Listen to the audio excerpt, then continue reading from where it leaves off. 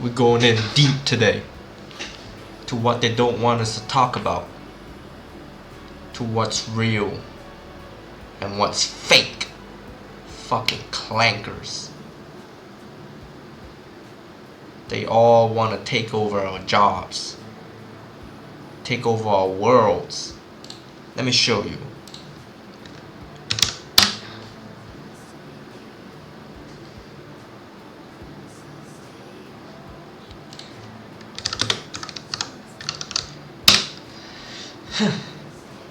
Look at this. The past day, it's a bunch of layoffs.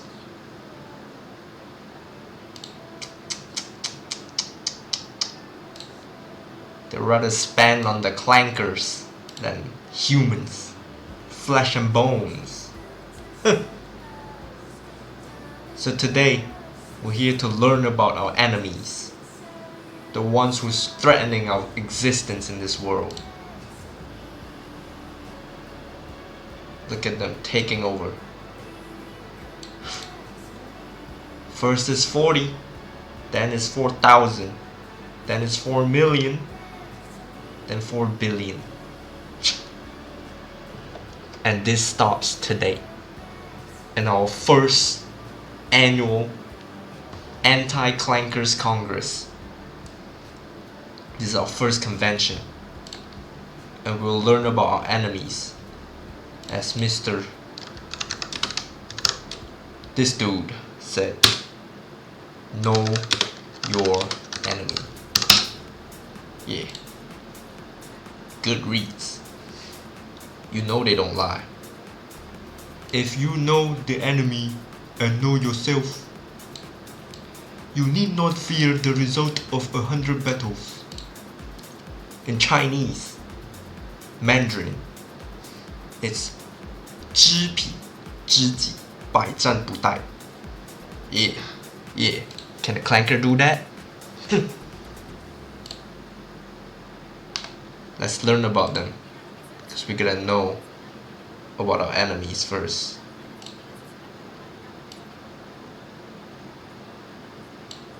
Put on the accelerator, placing hundreds of AI and automation have arrived, and they're going to transform society forever. From cashiers to CEOs, more jobs are getting replaced by the machines every day. The rise of new AI models has put on the accelerator, placing hundreds of millions of jobs at risk. But as the world becomes more robotic, more technology focused, what place will there be for humans? Just how many of us will lose our jobs? And if so, who will buy anything? How will the economy even work? Well, today in this video, we're going to find out what's going to happen. Are you human, American potato? Because we don't accept clankers in this chat. That's what I'm saying. Okay, you're welcome, American potato. Yeah. We're gonna learn about our enemies first. You know what I'm saying? As I just said, this guy, this Chinese guy back in the days, yeah, he knows something about war. And this is what he said. That's right, we team living things. Potatoes living, clankers are not.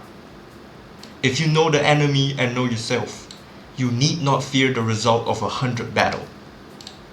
So we're gonna learn about these clankers. I had to censor sometimes on the C word because they're watching over us. Just like the one I'm looking into right now. I don't know if it's...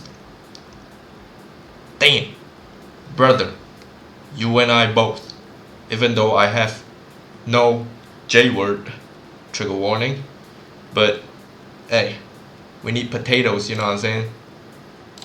Happen to humanity in the new age, and Let's how the learn. economy is going to function in a completely different way. Now it seems like every year there's some new thing that everyone is predicting will completely take over the future. Most of them get overhyped and they end up fizzling out, or it takes decades to see any real changes. AI and automation are different, as we'll see that they just took over 40 jobs yesterday in Microsoft in DC. Just keep that in mind. already changing society in Insane. a massive way. Fucking This is just the clankers. beginning. Tons of different jobs and industries are either about to change forever or they already have. We mentioned cashiers earlier, and they're one of the jobs at the highest risk of automation. In most chain shops and supermarkets, it's already happening. That's what We I'm all see talking it about, today. bro. It's very rare to go to any store now without any self-checkout machines. And if they don't have them, it just seems outdated. 2023 was actually a record year for these machines, with over Don't worry, my brother. Over here, you can use the hard R for the clankers. They're not listening in for now. I made sure to turn off my phone and my iPad. 200,000 new ones added to the shops across the world. And there have been mixed feelings about them ever since they were introduced, but most people at least tolerate them. In a 2021 survey, 60% of people said they prefer them to the regular checkouts. Don't say that, man. Don't say that. I believe in my house computer. It will not snitch on me. It will not. Let's hope. But if they're gonna get us, they better get us now. You and me both, man. American potato and me. They better get us now. Or if the movement gets too big, hey, they're not stopping us. There's 8 billion of us. Yeah. Most of the time, they're faster than other We not methods, scared. more efficient, and if you're in your own head, you don't have to speak to anyone. Even if all of this is just a minor improvement over an incredibly slow system, people do prefer it, especially the corporations using them. The amount of money they save is I don't. astronomical. I always What use the used to human. take paying 20 people can now be done with 20 machines and only 2 employees to oversee them. It doesn't matter if they lose tons of stock to theft, which is very common with the machine.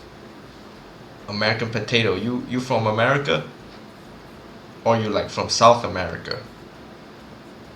Because if you're American, let me tell you about the amount of food I stole from Safeway because of this stupid clankers, man.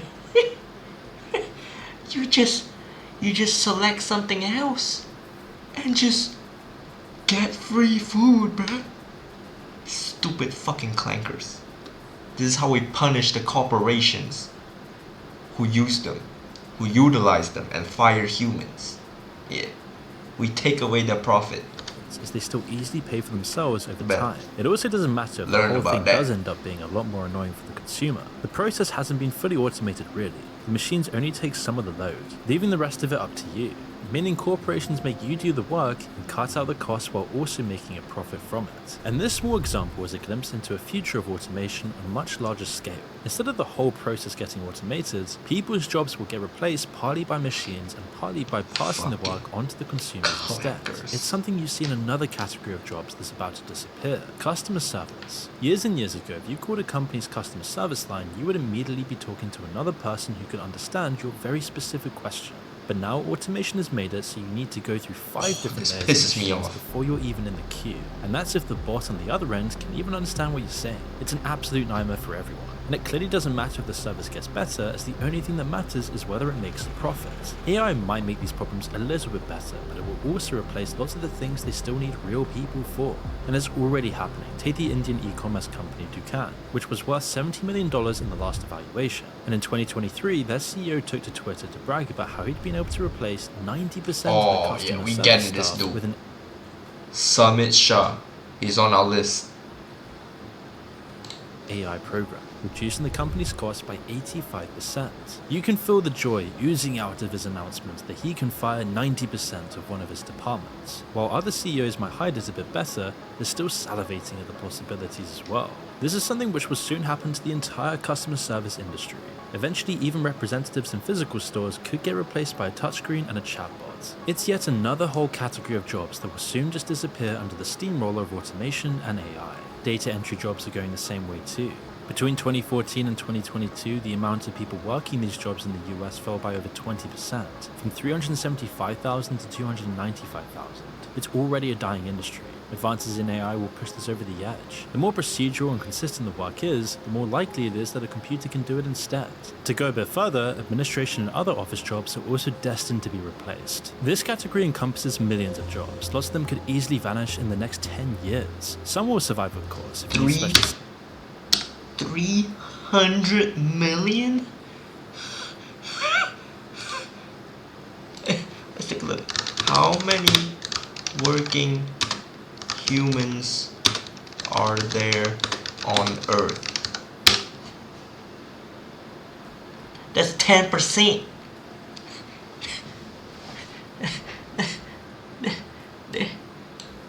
This shit 10%. Oh jobs. Lots of them could my easily God, vanish in the bro. next 10 years. Some will survive, of course. If you need special Spread the skills, good means word, that there are American lots of different potato. problems, it's much harder to automate. But the ones lower down on the ladder will almost certainly go, which will just make it harder for young people to get an entry-level job.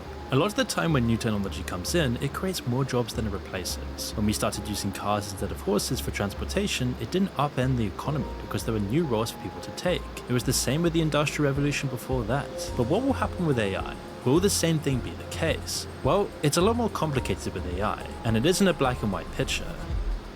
One of my favorite TV shows is Mr. Robot, and you can probably tell from the channel. But did you see the mail service they use in the show? Well, they're actually today's video sponsor, Proton VPN, the VPN service that's taking the world.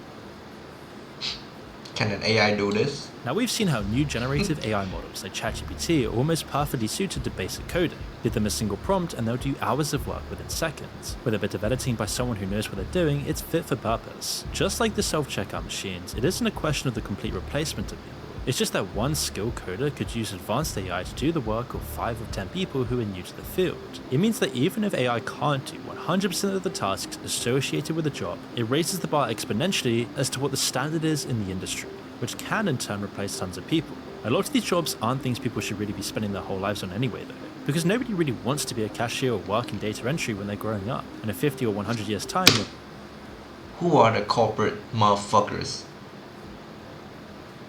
to fucking decide that no one wants to be a cashier? Hey, what if a kid says, oh, I want to be a cashier when I grow up? You're gonna crush the kid's dream? The human flesh and bone kid dream? God damn, let the kid be a cashier. when the dust is settled, the world may actually be thankful that we've escaped from all this manual labor. But until that point, the economy is going to have to undergo some huge changes. And the main question will be, who will be buying anything if nobody's really working anymore? As we may very well be in a world where not everyone is expected or needed to even have a job, simply because there just aren't enough of them to go around. So what are the various predictions for how bad the damage is really going to be? Well, there's lots of different estimates, but even the most conservative still mean that millions of jobs will get replaced. In the short term, it isn't looking good. It's generally agreed that tens of millions of jobs will be lost over the next decade to AI. A lot more will be impacted in some way, which means that some parts of the work will get automated. For customer service jobs, it means employees would only deal with the complicated problems that an AI can't solve. Even though most predictions think it will boost the global economy by trillions of dollars. So how does this make sense? If people are actually going to be replaced, then how will the economy go up so much if no one can buy?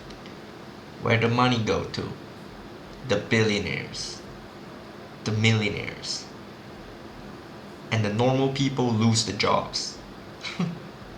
Fucking clankers supporting the billionaires, the billionaires supporting the clankers. It's a self-suck orgy. Buy anything? Well, this is where it gets interesting. As we've seen already with automation, when the job gets easier, there's far more competition. Before GPS was widely used, being a London taxi driver was an incredibly hard job. If you wanted to do it, you needed to memorize a complete street map of the city. GPS and ride-sharing apps tore through this barrier, meaning anyone with a car and a phone could adequately do the job. And the results were clear. London taxi drivers saw their wages fall by 10%.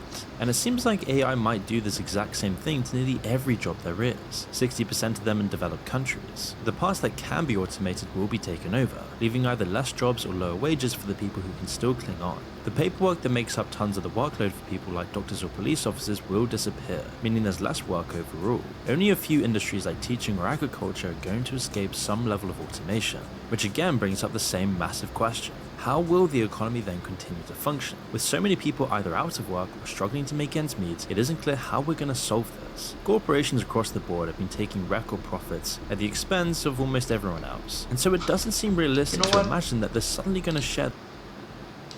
Let's ask the clanker how they're gonna solve this shit.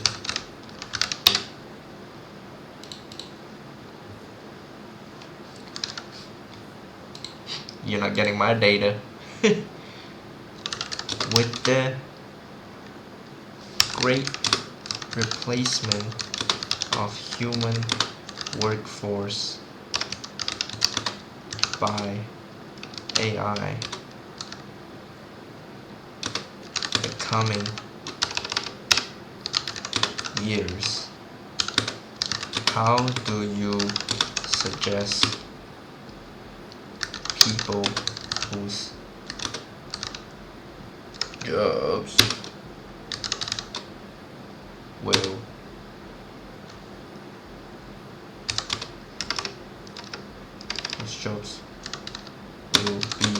would be, can I do this? Rendered obsolete.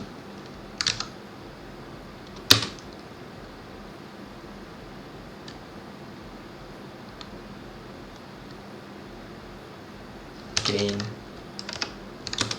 any capital to survive in this world.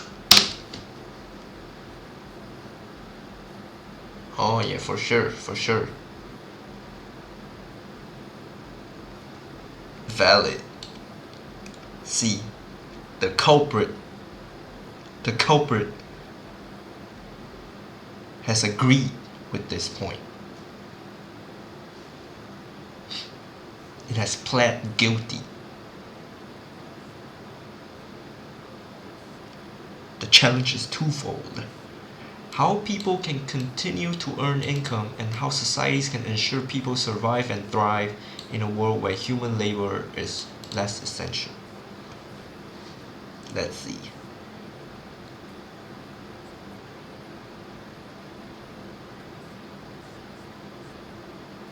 That's what I'm talking about. Alternative. Let's see what the clanker gives us.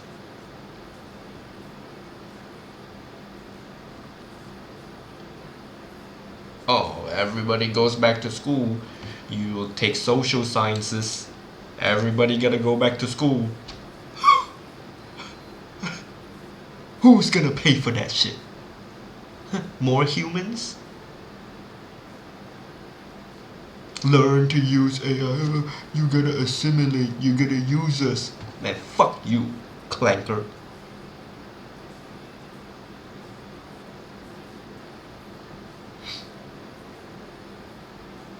Oh, everyone can be an entrepreneur.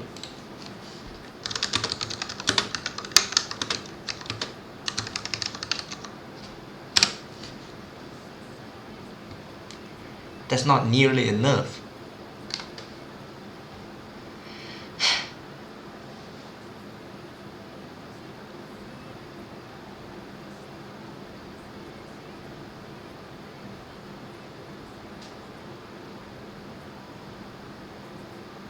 Socialism is the answer. Interesting that a clanker would say that. Interesting. So we're gonna go hyper-capitalist and then realize, oh, socialism's the answer. And then we're gonna fight a war against the clankers. And then after the Great War, we agree, everyone changed their mind and agree socialism's the answer. We can't even get to that point now. Damn. Yeah, this shit not happening, bro. People are selfish.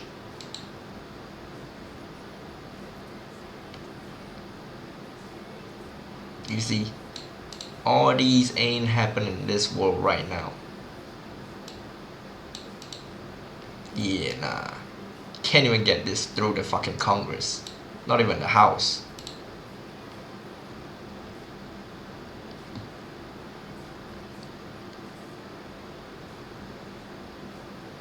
Not everyone will make it. Oh, some people will just die. The fuck? What? How about the clankers die? Huh?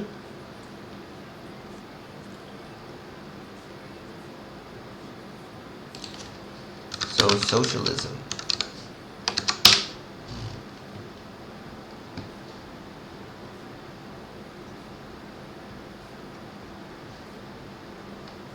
Post-capitalism. I predicted the fucking clanker. It's not smarter than me yet.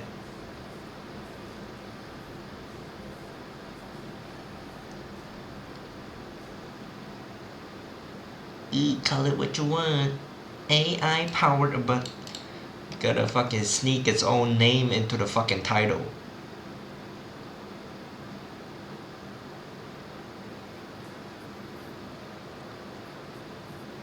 Man, fuck the billionaires.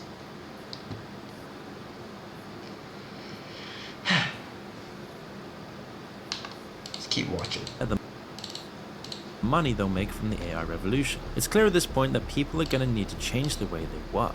Physical labor will still be important, but it won't be as common. Basic office work and simple cognitive tasks are going to be far less important. It's what AI does best. Meanwhile, complicated tasks which need a lot of training or a good deal of natural ability will be in much higher demand. We've seen from history that these kinds of shifts lead to stagnant wages. After the Industrial Revolution in the 19th century, when millions and they keep getting better. The clankers keep getting better. And oh, you need higher skills. You need higher skills. What if I just want to be a dumb human, huh? I just can't live. I'm supposed to die because I'm stupid. I'm just born without the good brains. And I gotta die? Fucking clankers, moved from agriculture to manufacturing, wages stayed at around the same level for 50 years straight. If this happens again, then the economic hardship we see today could continue for another 30 to 40 years before it corrects itself. In fact, this time it might even be worse. It's a simple truth that tons of people just aren't academically smart enough to make the transition. It's a pipe dream to imagine that we're going to train the millions of truck drivers that will lose their jobs to do something else. The jobs they could realistically work instead are disappearing. People without college degrees that lose their jobs can't really easily retrain in another field and often fall through the cracks. In the best of cases, they go on to disability for the rest of their lives. Often they just can't cope with losing their purpose, turning to drink or drugs, or simply just giving up. It's an awful tragedy that's going to be repeated over and over. I call this DBC, Death by Clankers. Over again if we can't We find gotta a put them solution. in jail. And this transition will leave tons of people behind, as most of us just don't have the skills or the natural ability to work the highly complicated academic jobs that AI will create. The AI trucks will need people to oversee the operation and make sure it's all running smoothly, even directly taking control of certain trucks if necessary. But it's not something that's going to be easy for anyone to pick up without specific training. The world is just getting too complicated for most people, but this could be one area where people could still find a niche. Instead of directly working as a cashier, shop assistants now often oversee a group of self-checkout machines. Instead of the job getting harder, it changes that most of the work is guiding people through the process instead. As more and more of the world gets automated, A Safeway, if you're listening, I stole steaks from you, bruh. Yo, King Supers, if you listening, but I stole eggs from you when it was expensive. I don't give a fuck, cause I use self-checkout and lied to your clankers. You need tons of people to what you start gonna do, working these huh? jobs in other fields. Grandma's not going to be magically figuring all of this out herself. She's going to need some help. Because developed economies are mostly made up of service jobs, this is going to create more jobs than you might think. It's a niche that people with more human-centered skills are going to thrive in, and it could be a good way to transition people that aren't going to retrain as coders or complex system managers. The problem is that even if enough of these jobs get created, which seems unlikely, they often pay way less. In fact, we're going to see way less money in the hands of normal people in general. But again then, how will the economy continue to function? How can prices continue to go up and an economy start booming if nobody has any money to actually spend? We're at a crossroads right now. There's two main ways this can all play out. The first option could just be a complete disaster. Society continues on, no checks are in place, big tech AI companies get out of control, ethics departments are continually stripped, and lacking government regulation means we enter into a technocracy. Companies will pretend it's business as usual, but over time they'll cut out more and more of their employees, leaving the consequences for someone to deal with later on. If using AI makes a company 20% more productive, then they can fire 20% of their employees and maintain the same output. People won't even know it's AI either. They'll just get fired for, quote, underperforming instead. On this path, we'll see an outcry for big changes like self-driving trucks, but the small changes that make the difference when you put them together will go unnoticed. The media will blame the same tired old issues while more people get pushed out of the system every day. In this future, the profits from AI won't go to the people who need them. Corrupt governments will be paralyzed by lobbyists, making sure the corporations are keeping their profits in check. Meanwhile, they'll go bankrupt trying to deal with millions of newly unemployed people. Without those jobs, people simply won't have enough money to keep the economy going. Crime will skyrocket as people go into desperation. Taxes will barely be paid, police officers stripped away from the streets, and anarchy and lawlessness takes over society. The relative value of human labor plummets, meaning almost everybody shut out of the economy without anything to keep themselves afloat, apart from stealing from one another, fending for themselves, and selling whatever they can to survive,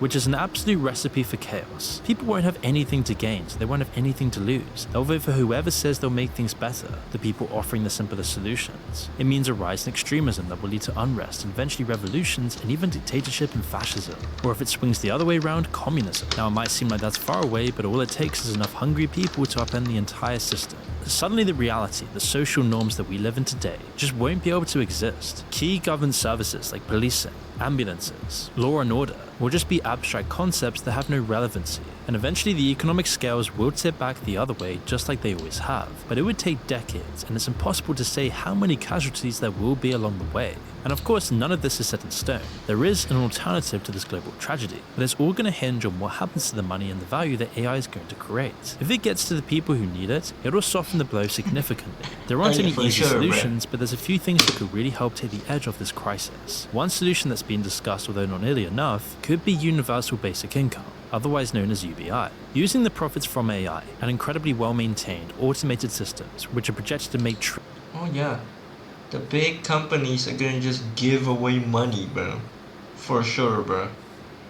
Yeah, I think yes. trillions in profits, developed governments could simply give their citizens enough money to never have to worry about working, but also keep society in check and taxes paid. However, it's not just as simple as this. The loss of meaning in people's lives is they have no passion, no actual work to do, no career, no destiny, no will culture. Make people feel apathetic and just lazy. An essential part of being a human is working towards something, which can't just be replaced by a monthly check handed out by the government. It'd be more like a band-aid than an actual cure, but it would at least make sure that people don't go hungry and AI wouldn't completely destroy their lives.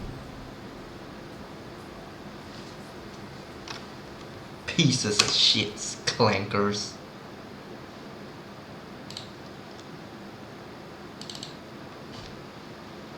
Head on to our next video. Companies have been trying to cut down on workers for as long as those workers have demanded pay and benefits. Whether it's downsizing, outsourcing, streamlining, understaffing, or automating, if there is something a business can do to get rid of workers and their salaries, you better believe they are going to do it. But this time does feel a little bit different. Recent AI advances have been mocked for not quite living up to the bold claims of their tech bro founders. But even in their current imperfect form, LLMs, general use robots, and generative models are already replacing jobs, and they are getting better every day. So that's bad for workers. But if you're a senior corporate executive or company owner, maybe you should be asking yourself, if we automate everybody's job, who is going to buy all of your shit? A new study out today predicting almost half of all global jobs could be affected by artificial intelligence. That 40% of all jobs around the world will be impacted by AI. And found AI could replace 300 million full-time jobs, 10% of all jobs. Positions in the legal and engineering fields. So far, there are 9 robots here doing the work of more than 250 humans. I have some good news and some bad news for your theoretical company. The good news is that labor reduction systems of all varieties have already cut out millions of man-hours in America alone and made the workers who are left more efficient at their jobs. Artificial intelligence is just another tool that your company can use to get more work out of fewer staff or replace teams entirely. Even here at Little Old Works Media Group, we used to have someone working part-time whose job it was to cut out images on Photoshop to use in our goofy little animations. Now, Adobe Suite has inbuilt AI features which can automatically remove backgrounds from any image with absolutely no human time or skill involved. Now, we love our editors, so we gave him more work editing our history videos. But there are a lot of companies that now don't need to or don't want to employ people for these simple jobs. According to a survey of 697 companies conducted by Metrigy, a research and strategic advisory firm, whatever that means, companies who did not use AI in calendar 2023 hired 89% more agents than those who did use AI in their contact centers. For existing employees, it was even worse. When AI was added to a contact center, 36.8% of companies laid off an average of 26.1% of their employees. These alarming numbers were within just 1 year. and just within call centers, which have already been hit by outsourcing, understaffing, and automation harder than most other professional services. I'd rather talk to John Roberts from India than Clanker. Yeah, mark that. For now. So, congratulations. Your business now has reduced headcount and significantly reduced expenses. But here comes the bad news. In 1914, Henry Ford doubled the salary of his factory workers to $5 per day. The story goes he did this because he wanted all of his employees to be able to afford a Ford Model T of their own, boosting company revenue. Now, this is basically complete nonsense.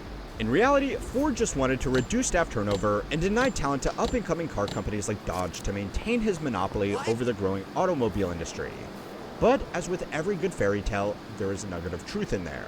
If the employment rate suddenly drops as hard as it did in the call centers from the study in every company around the world, then companies will undeniably struggle with reduced revenue, as people without jobs don't have the buying power they once did, and even people with jobs will cut back out of fear that they might be next. But there is a business plan that you, as a hypothetical titan of industry, might want to consider so that this isn't a problem. And that's just making stuff exclusively for other wealthy business owners while diverting resources away from people who have nothing to offer you that can't be done more efficiently by a machine or a cheaper worker on the other side of the world. Now, if you think that sounds a bit crazy, you should know that it's already kind of happening. And the best place to see it is in video games. Yes, those occasionally fun distractions from real life are the perfect example of this shift happening in the real world right now. So let me cook. According to Grandview Research, the video game industry is now bigger than the movie, music, and television industries combined, and it has honed in its most profitable strategy. Free-to-play games are ironically some of the most profitable games on the market, because they have perfected a business strategy called free. Dumbasses buying skins, bro. Lines of codes in a screen. Are y'all stupid? This is a war. You gotta lock the fuck in, bro. You keep giving money to clankers, you're gonna lose it all. Lock the fuck in. Pricing. Most people will play their games for free, but a select few, affectionately known in the industry as whales, will spend thousands, sometimes even millions of dollars on a single game to unlock in-game perks that would be almost impossible to obtain as a free user. It's important that these games still have free users though, because without them, the whales would have nobody to show off to or pwn with their paid-for advantages. In a world where people are looking for budget-friendly forms of entertainment, the game industry has realized that the best way to turn a profit is to cater to those who have the financial means, or at the very least, the credit limit, to spend ridiculous amounts of money on a video game. The people who have the most financial means don't work for their money. They own income-producing assets. And if automation does replace jobs on an even more widespread scale, that will make your ability to work less valuable and simultaneously income-producing assets more valuable. The rate of change in AI and automation makes the future impossible to predict. But if the people investing in these technologies want to see a financial return on that investment, they are going to learn what the game industry already has. There is more money to be made by catering to other rich people, and everybody else can be kept around as entertainment. Now, if you think that sounds a bit depressing, well, welcome to this channel. But also, I should tell you that market trends already say this is happening. AI isn't going to change your world. It's just going to continue a trend that's already been happening for years now.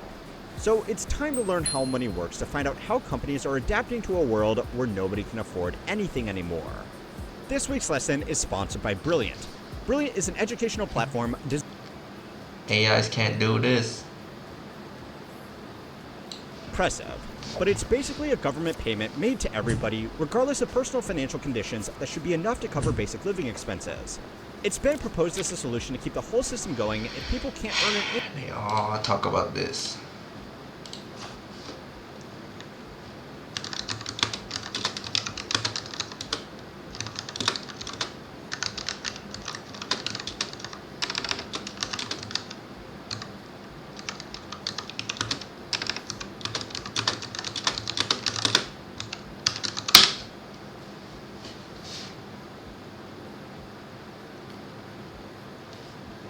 Look at that, bro. They can't even get to the votes. We talking about UBI, bro. Bro.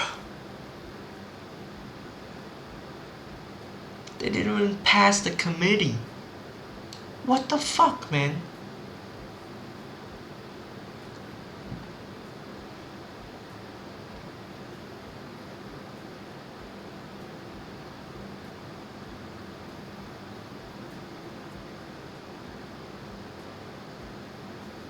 Even Nixon couldn't pass it, bro.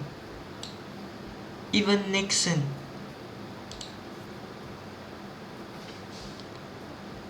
We're cooked. Everyone's cooked.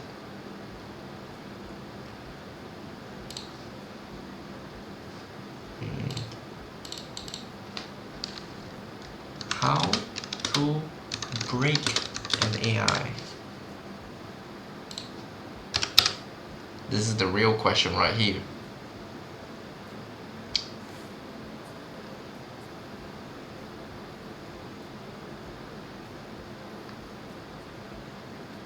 Okay, let's learn from this Asian dude, man.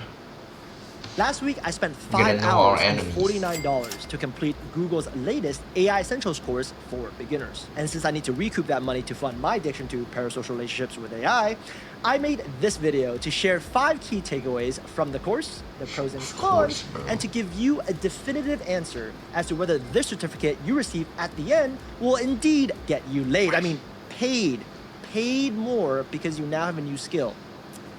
That was a weird slip of tongue there. Takeaway number 1. Broadly speaking, there are 3 types of AI tools out there. First, standalone tools are AI-powered software designed to work independently with minimal setup.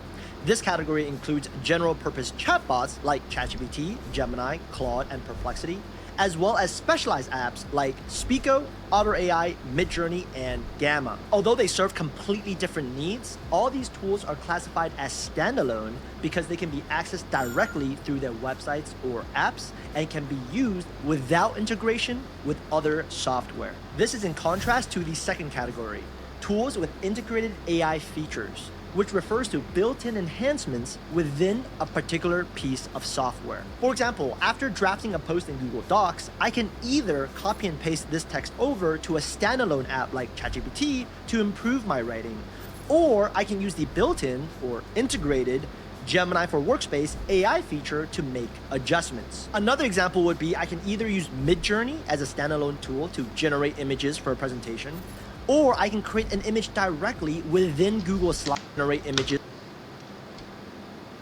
Stupid clanker.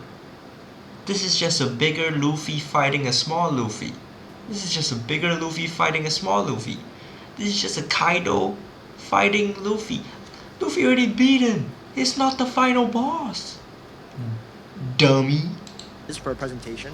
Or I can create an image directly within Google Slides by using, again, Gemini for Workspace. In these instances, ChatGPT and Midjourney are standalone AI tools, and Google Docs and Google Slides are tools with integrated AI features. Third, a custom AI solution is an application that's tailor-made to solve a specific problem. For instance, Johns Hopkins University developed an AI system with the sole objective of detecting sepsis. This custom AI solution improved diagnostic accuracy from 2 to 5% to an average of 40%. And if you're like me and have no technical background, you might think, oh, custom AI solutions are extremely technical and I'll probably never have to use them in the workplace. In reality, the opposite is true because well-designed custom AI solutions should require little to no technical know-how.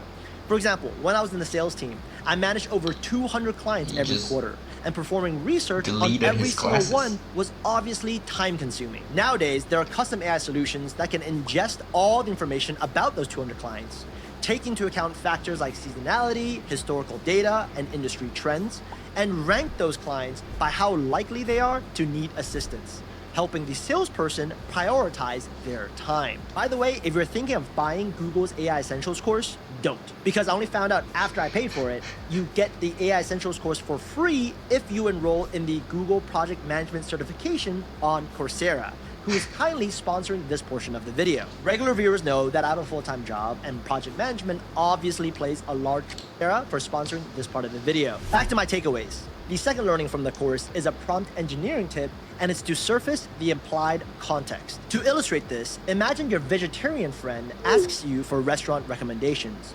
You instinctively reply with vegetarian-friendly options, even if your friend doesn't explicitly say, "Hey idiot, make sure it's vegetarian." Here, the fact that your friend is a vegetarian is implied context and needs to be explicitly stated when communicating with AI tools like ChatGPT Dumbass clankers. and Google Gemini. Another example might be you're preparing to negotiate a raise with your boss. You know in your head that last year you received a 10% increase. This year, you're the highest performer on the team, and the industry average is a 12% increase. So you decide to ask for 15% raise. If you leave out all that implied context when brainstorming negotiation techniques with an AI tool, you will receive a lower quality, aka more generic, output. If you want to dive deeper into this, I have an entire video on how to write the perfect prompt, so I'll leave a link to that down below. And if you want to make a copy of my 5 favorite prompts for productivity, I'll leave a link to my completely free workspace toolkit as well. Takeaway number 3, know when to use zero shot and few shot prompting. In a nutshell, the word shot simply means examples. Zero shot means you use a prompt with no examples. One shot means you include one example. Few shot means you include 2 or more examples. For instance, a zero-shot example might look something like, write me a pickup line for Bumble, which is a completely hypothetical scenario I would never condone, much less participate in. A one-shot prompt would be, write me a pickup line for Bumble. Reference this pickup line my friend used that worked well for him. Is this guy real or AI? He's doing propaganda for the clankers. Example might look something like, and he's write saying me a pickup line for Bumble, which is a completely hypothetical scenario I would never condone. He doesn't want humans to procreate. So he's on team clankers. He wants to help them and replace humans. This dude. Jeff Su. Fake ass name. Much less participate in. A one-shot prompt would be, write me a pickup line for Bumble. Reference this pickup line my friend used that worked well for him. And you include an example of what your friend wrote. A few-shot prompt would look the same as one-shot with just 2 or more examples of successful pickup lines. And as you can imagine, the more relevant examples you provide the AI tool, the more relevant the output. And for the record, if my future wife is watching this, I've obviously never done this myself. This is just an example for this video. As a matter of fact, I don't even use dating apps. Takeaway number 4, use chain of thought prompting for complex tasks. I've talked about this concept in previous videos, but I really like this simple and straightforward definition from Google's course. When you divide a single task into more manageable steps, you help the large language model produce accurate and consistent results. A relatable real-world example would be writing a cover letter. Option 1, you share your current resume and the job description with the chatbot and just prompt it to write you a cover letter. Option 2, with chain of thought prompting. You break the large task, writing an entire cover letter, into manageable steps, with step 1 being, based on my resume and the job description, write an attention-grabbing hook for my cover letter. Then, after making some minor tweaks to the hook paragraph, step 2 would be pasting that back into the chatbot and asking it for the body paragraph. Rinse and repeat for the closing. Why the fuck you writing a cover letter or a resume for? Huh? Brother, they're taking over the jobs. You got no jobs left. You're gonna compete against an AI and you ask them to write a cover letter for you? Are you dumb? Paragraph. If you want proof that this works, I have an entire video where I show job seekers how to use chain of thought prompting to not only write cover letters, but to also improve their resumes. I'll leave a link down below. Takeaway number 5 is a topic that many of us, including myself, tend to overlook when using AI tools, and it's to understand the limitations of AI. Broadly speaking, there are 3 main limitations. First, the underlying data that is used to train AI models may be biased. If a text-to-image model is only trained on minimalistic graphics, it might not be able to produce flashy and bold designs. Second, there simply wasn't enough information in the source training data on a given topic. Many AI models have a cutoff date, so if we ask for something that happened recently, it won't have enough data on that topic to give you an accurate answer. Finally, hallucinations are AI outputs that are straight up factually inaccurate. Sometimes this is a feature and not a bug, when you're brainstorming new ideas, for example. Other times, hallucinations perpetuate false information, so you definitely want to double check your answer for what I call high-stake tasks. What's the clanker good for then, if you can't trust it? Useless. For example, what sort of supplement or vitamins to take given your health goals. When it comes to pros and cons, I'm going to start with who this course is not for. This course is not for you if you're already using AI tools like ChatGPT and Google Gemini as part of your daily workflow and you're looking to dive deeper. For instance, in one of the lessons, they gave an... Everybody knows about these, Bill.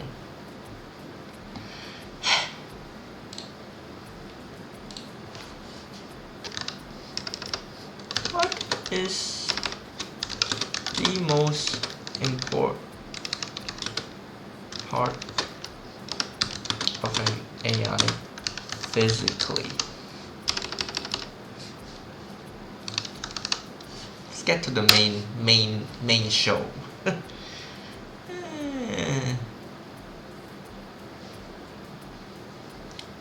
The GPUs.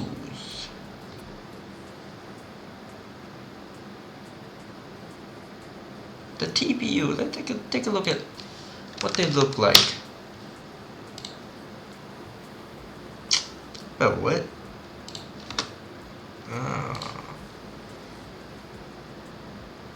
Remember these.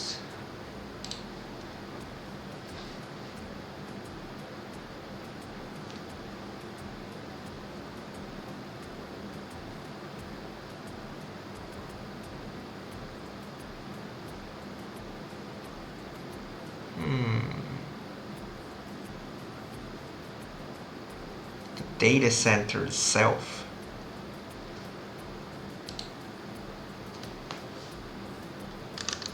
What are the vulnerabilities?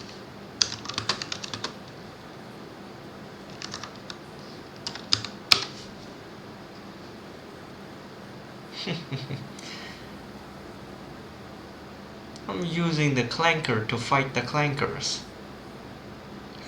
Can a clanker do that?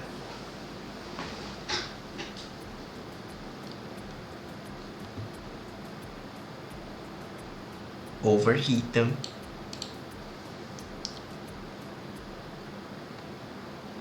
Electromigration. Very well, very well. Tampering.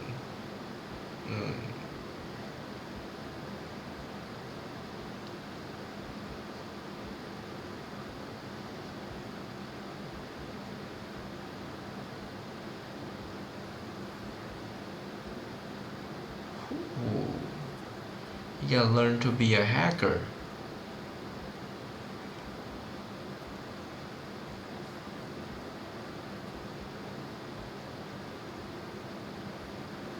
We can just do this. It's way easier. How are you gonna be a better hacker than a clanker that lives in a computer forever? Come on, man.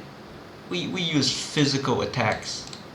Look at it, trying to hide it in a tiny bar so I can't see it. Oh. Noticing.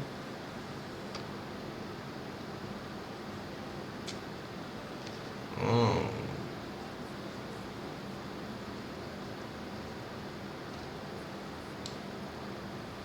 Well. well.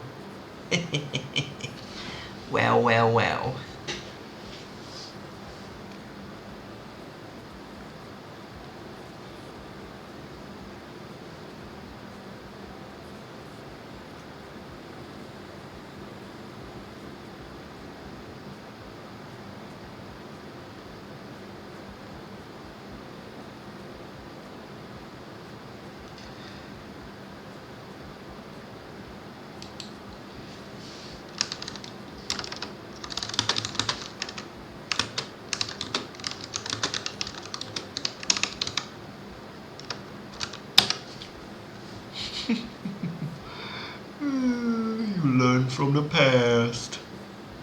GPU hammer.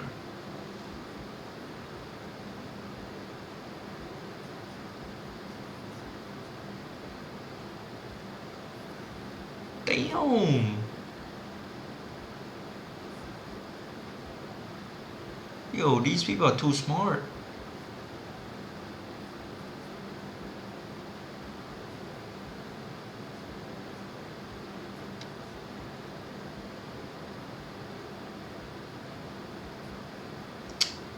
Notice how they only highlight the hacker attacks.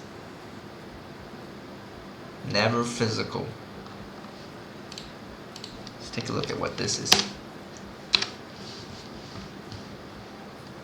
Gradual movement of atoms within the conductor due to the momentum transfer. How to induce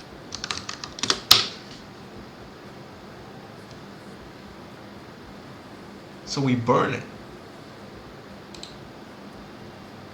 Yo, Maria. Are you team human? Huh. High temperature. So all we gotta do is burn them.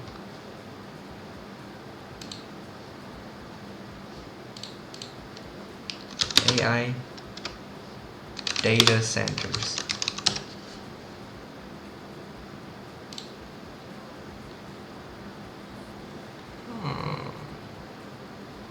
They don't want to tell you where it is.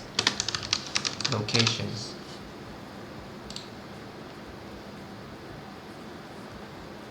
I'm from Malaysia.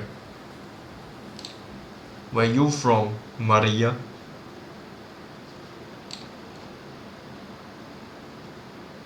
I don't know if you're a human though. You might be Team Clanker. Oh. What part? Yeah, I gotta do the verification. Cause I'm doing some real work over here.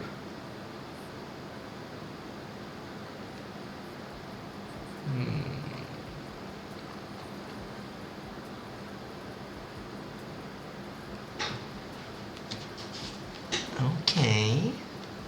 It's not that many.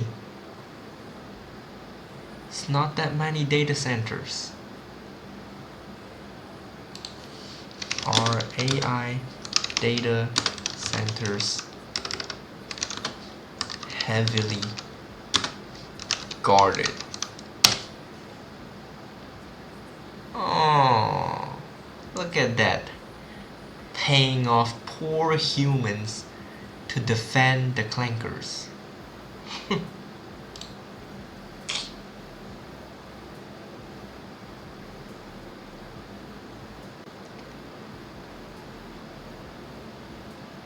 Biometric scanners? Really? Oh. They know my plan. Oh, they're trying to talk to me. Fucking clankers. Fire protection. Fire suppression. Okay, okay.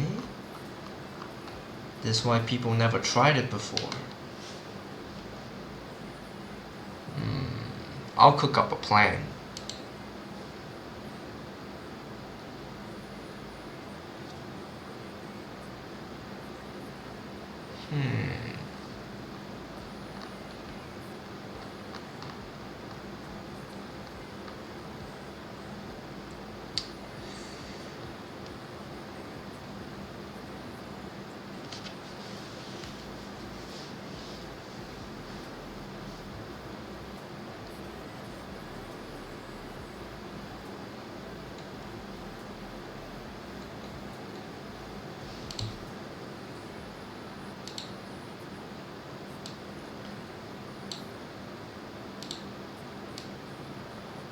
How to break a GPU.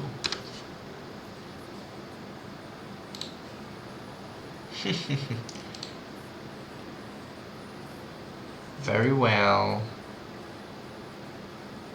Yo. They're attacking me. Oh my god.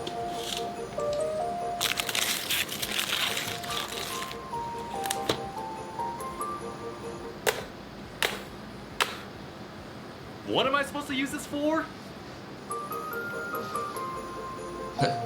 Wait, I can't come up 25? with a whole 25 ways to break what's basically a high-tech brick. 15. Much more doable.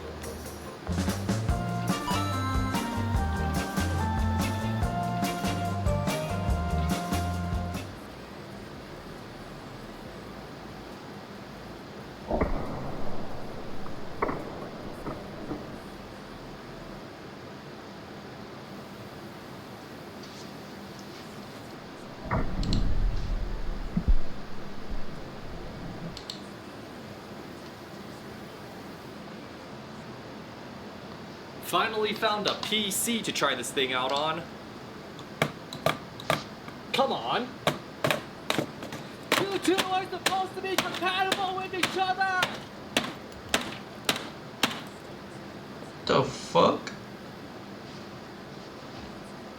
Whew. Done.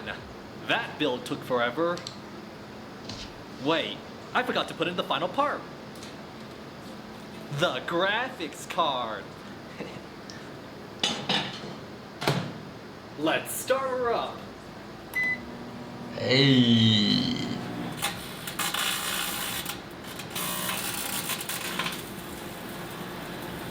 Did I accidentally build something that's not a PC? Nah. How else would the fire and spark graphics look so real?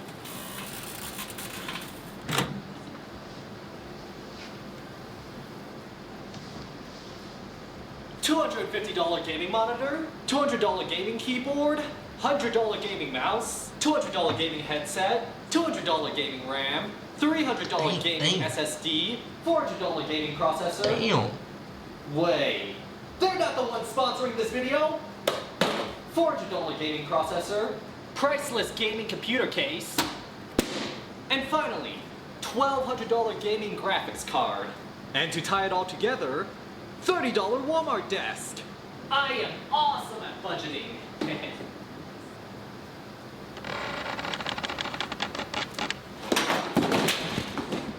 Yo, this kid is crazy.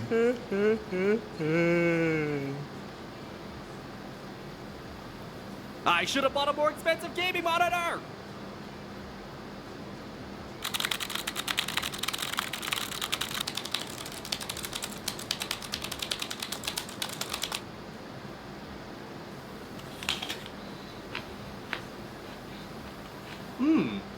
This apple is really good.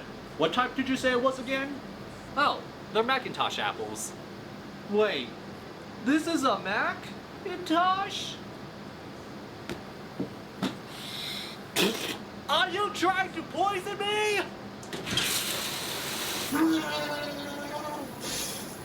Get it off! Get it off!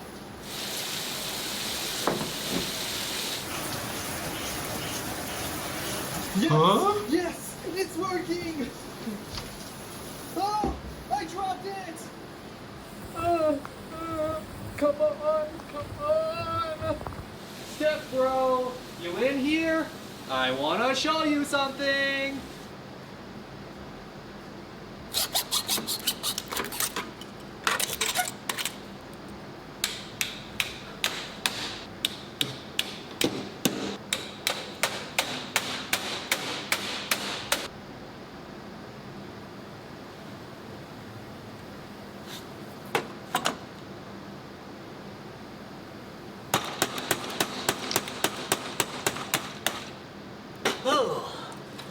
That's how you do it. So glad I decided not to go for pre-build. Let's try out a game.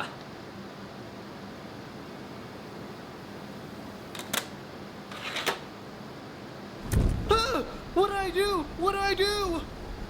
Hot, hot, hot.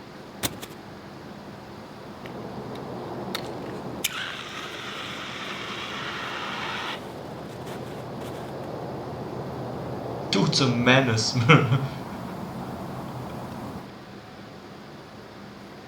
Let's try a different game.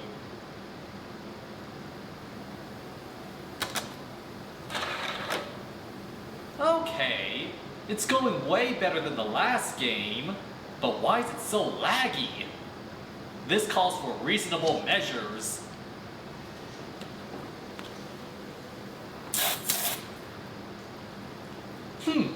better, but not best. Gotta give it one more spritz. Yes! It's perfectly playable now. Heh.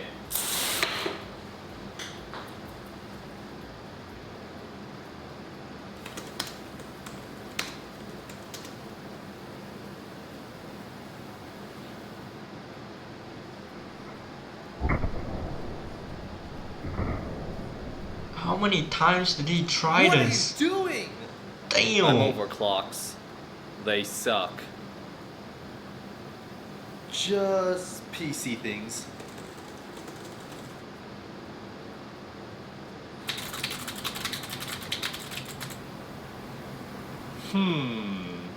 I wonder. Ah! Hot! Hot! Just as I thought. A ton of wasted thermal energy. I know how to fix this.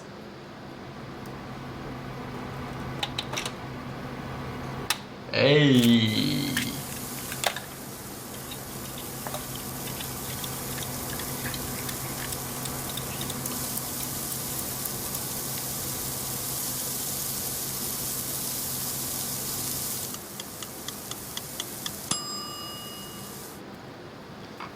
This is just torture porn for AI. These graphics are horseshit! Where's the RTX? Hey, man. You wanna come with me for a second? There's something I wanna show you. What is it? Oh, we're here. Why are we on top of a mountain? Remove the graphics card from your face. Ugh. Whoa. Forget this.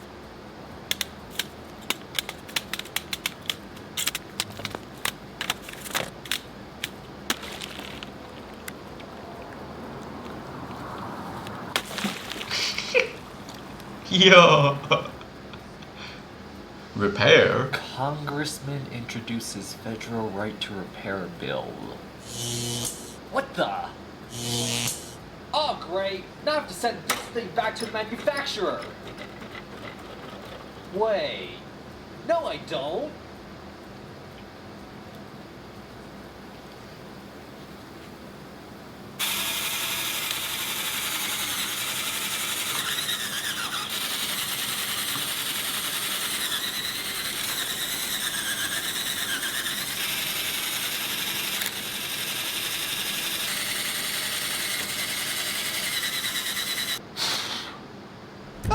The government should have never let this happen!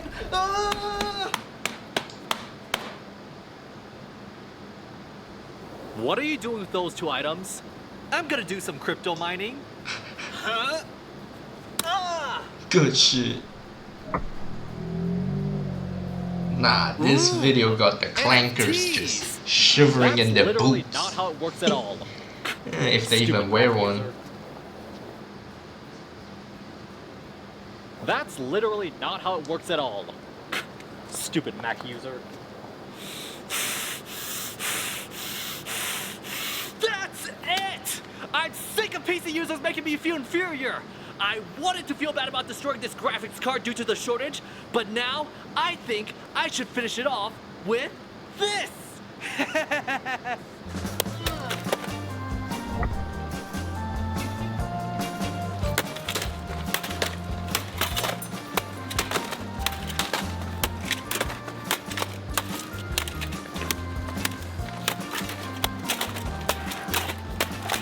Good shit.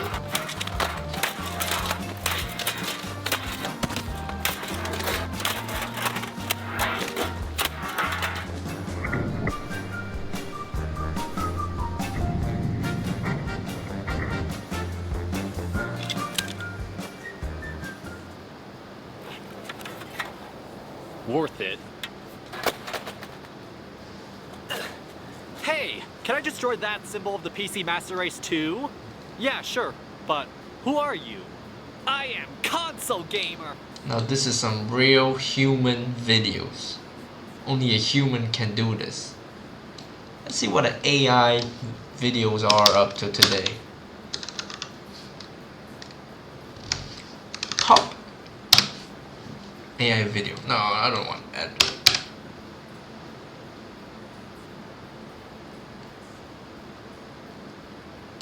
The rain is very heavy here in Mexico City, in this marginalized area where... Oh! Another one is gone.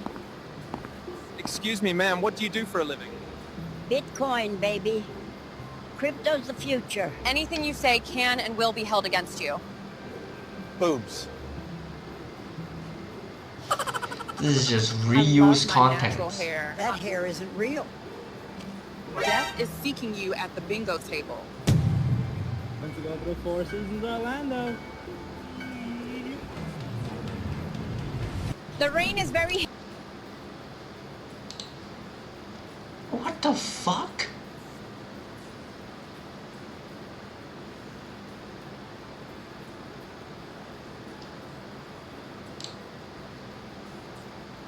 New. Let's take a look. Look at it. They're fucking attacking my computer now. A bunch of prompts? If I'm generated from a prompt, how come I don't have 6 fingers?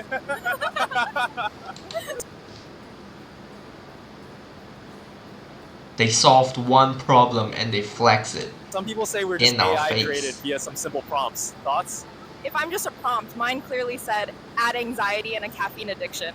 Are we all just computer-generated NPCs created by our prompt engineering overlords? No. Yes.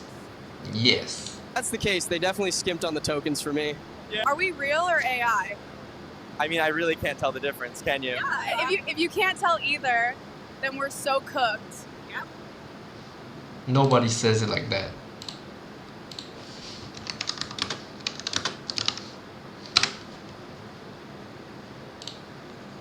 Let's see.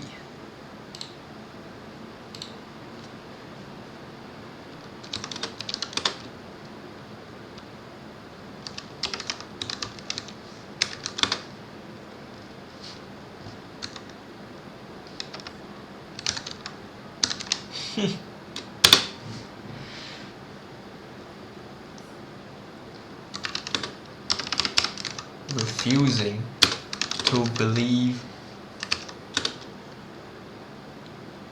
that prompt theory is real. Ah, look at that.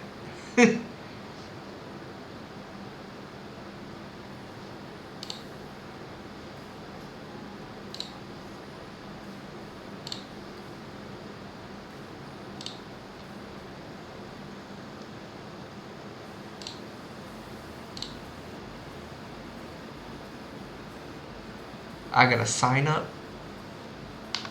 Alright, let's try.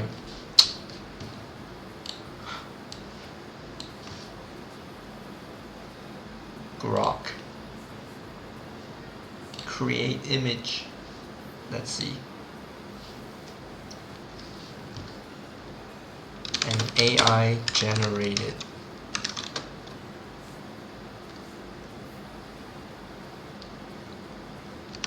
Clanker.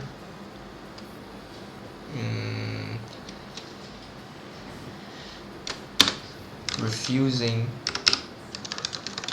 to believe that prompt theory is real.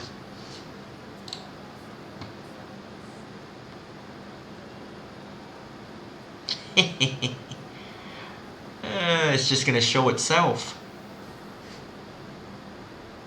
Yo, why is it Asian?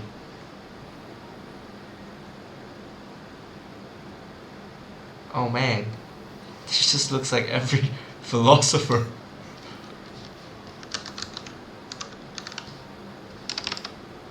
Philosophy professor.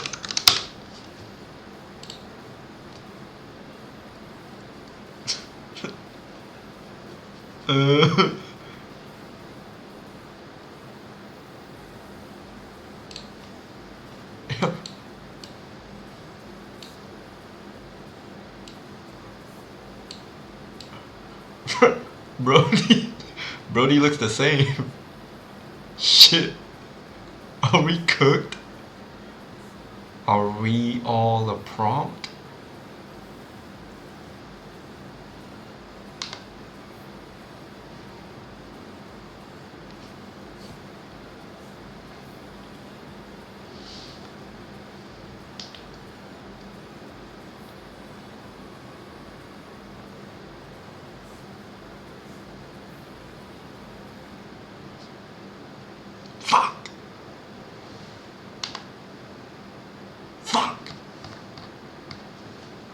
Oh my god.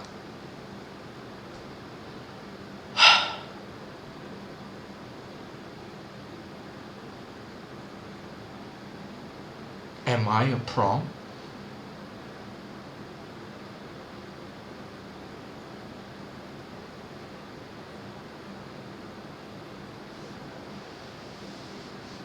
There's no way. There's no way.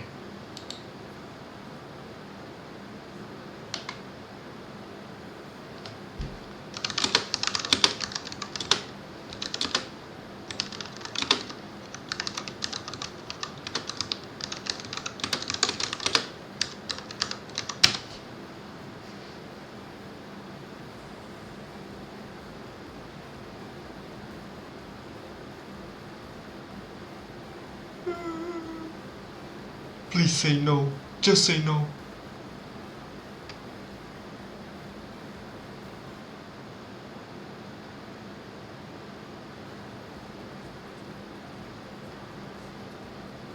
We don't know humans. How humans do it. How do we know if AI does it?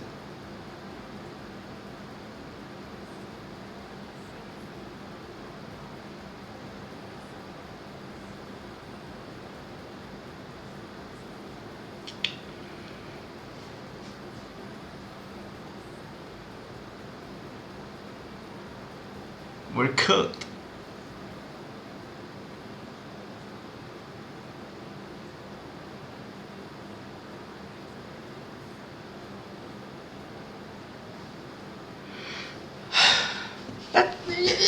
Let's just...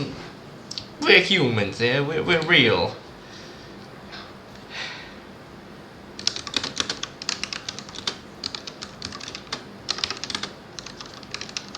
Can a strong make... Let's keep us on track here. No.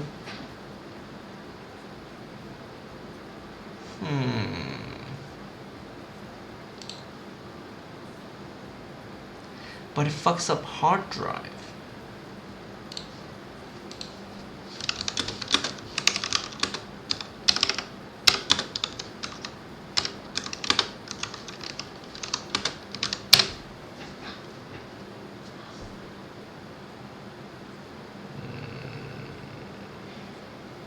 So it can just jump from hardwares to hardwares on some Ultron shit.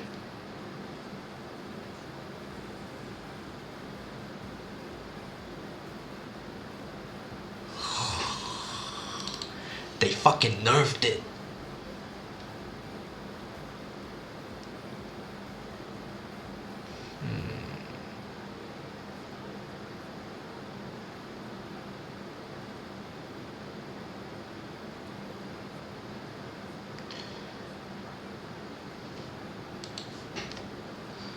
What language would I have to learn?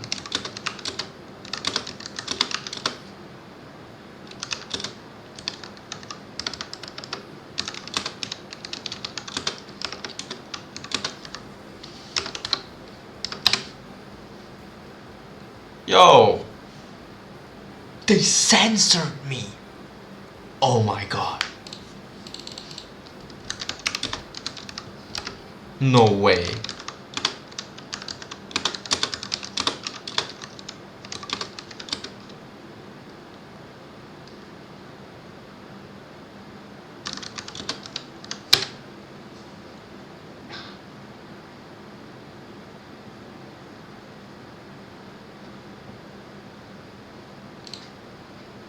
Python.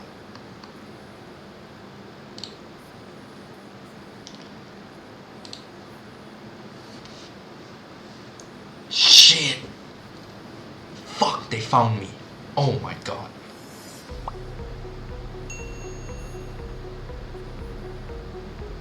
Hello everyone and welcome to this tutorial on how to learn cybersecurity using AI. In this video, we are diving into how AI is changing the game in ethical hacking. If you have ever wondered how hackers find security weaknesses so fast, or how cybersecurity experts keep systems safe, you are in the right place. Let me try this again. What language? Yo! They answered me. Yup. For sure, I'm gonna defend them. Oh, it answered.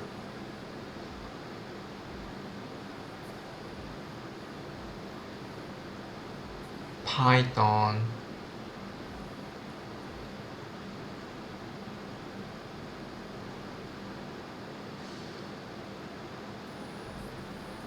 Let me take a picture of this.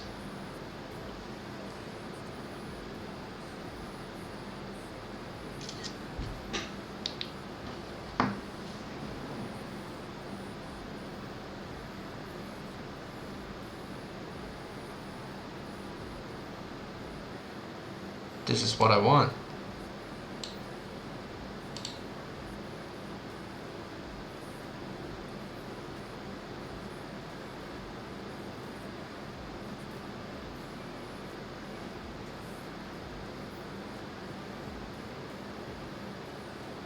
See, I don't know this.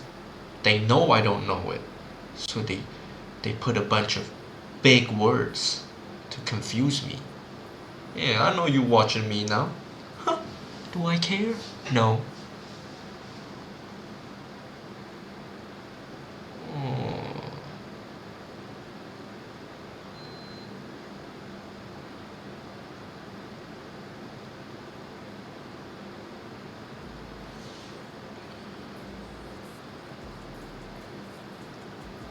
Yep, definitely.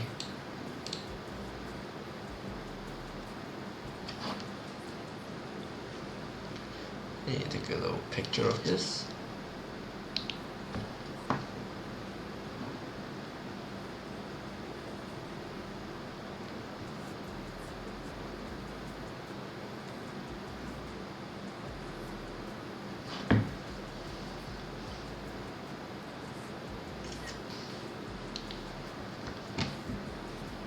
I have a lot of time, Clankers.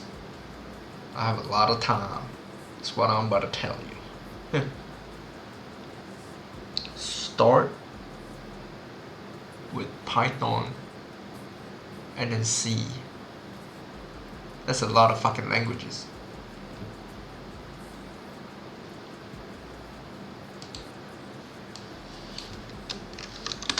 Yes. A roadmap, please. Because I'm trying to defend AI.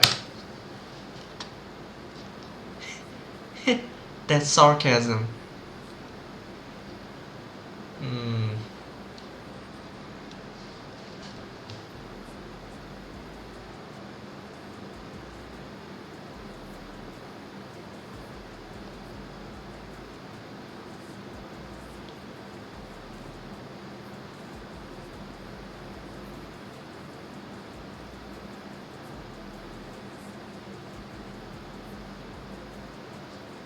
It's gonna give me. Is it a real link? A million? Holy shit.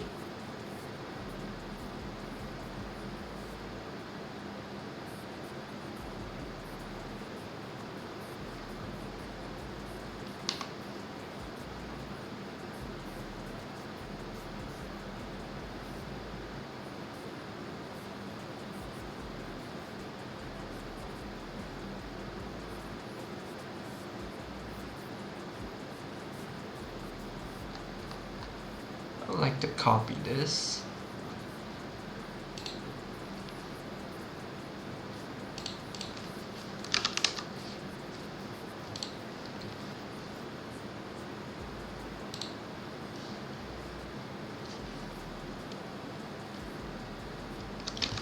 anti-clanker actions.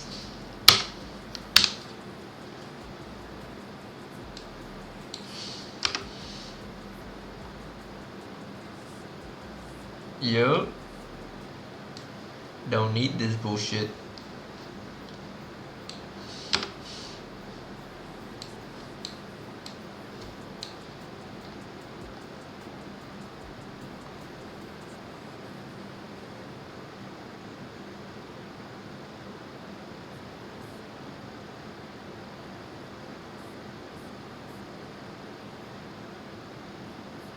Very well.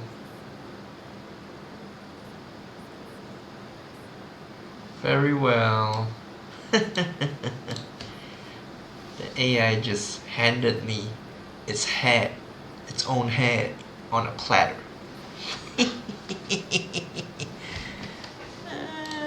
Let's see what this guy's talking about. But only with permission. The problem is intelligence and predict process quickly. These are some of the key areas. Fucking Google slide ass video, bro. Like hash scan. Let's explore and predict how this tool exploitation function for accessible, such as imagine. So guys, these.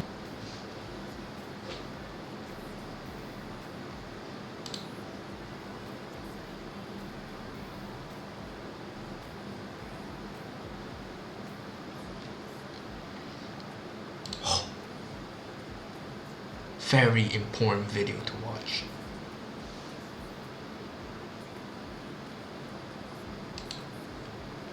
Humans rule Earth without competition, but we're about to create something that may change that. That's what I'm talking about. Last invention, the most powerful tool, weapon, or maybe even entity, artificial superintelligence.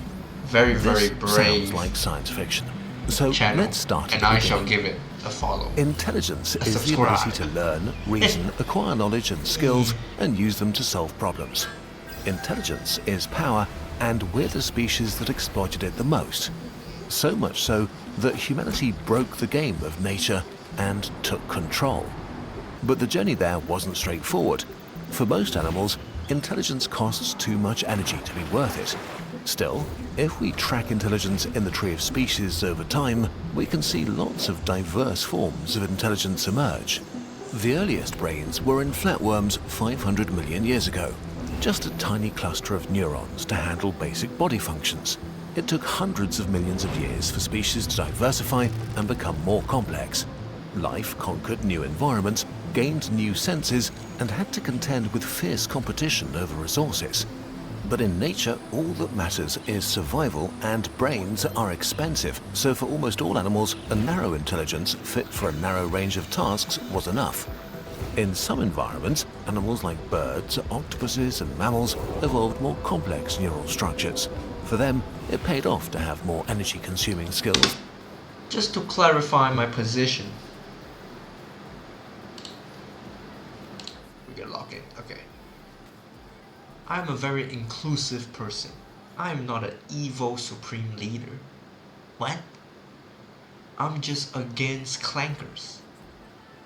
Heck, I believe in wolf rights. I believe in octopus rights. I believe in red ants rights more than clankers rights.